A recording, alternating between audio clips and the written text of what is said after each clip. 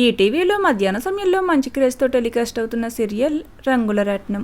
రంగుల రత్నం సీరియల్లో సీత, రామ్, ఆదిత్య, శైలు ఇలా ప్రతి క్యారెక్టర్కు తమ యాక్టింగ్స్ ద్వారా ఆడియన్స్లో చాలా మంచి గుర్తింపు లభిస్తుంది.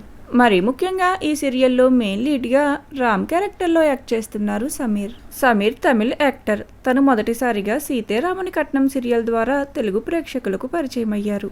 అలానే సీతగా నటిస్తుంది గౌతమి మహాలక్ష్మి. తను కన్నడ యాక్ట్రెస్. గౌతమికి తెలుగులో ఇదే మొదటి సీరియల్ అయినప్పటికీ ఈ సీరియల్లో సీతగా ఆడియన్స్కు బాగా చేరువయ్యారనే చెప్పవచ్చు.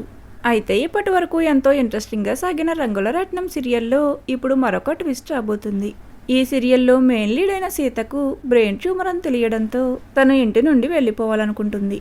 మరి రంగుల రత్నం సీరియల్లో మెయిన్ లీడ్ అయిన సీతే చనిపోబోతుందా, లేదా శశి ప్లాన్లో భాగంగా సీతారాములను తనే దూరం చేయబోతుందా? ఇలాంటి ఎన్నో ట్విస్టులు రాబోతున్నాయి. మరి రాబోయే ఎపిసోడ్స్లో రంగుల రత్నం సీరియల్లో సీత బ్రతికే ఉండాలని మీరు కోరుకుంటున్నారా లేదా అనేది కామెంట్ సెక్షన్లో కామెంట్ చేయండి. Thank you for watching.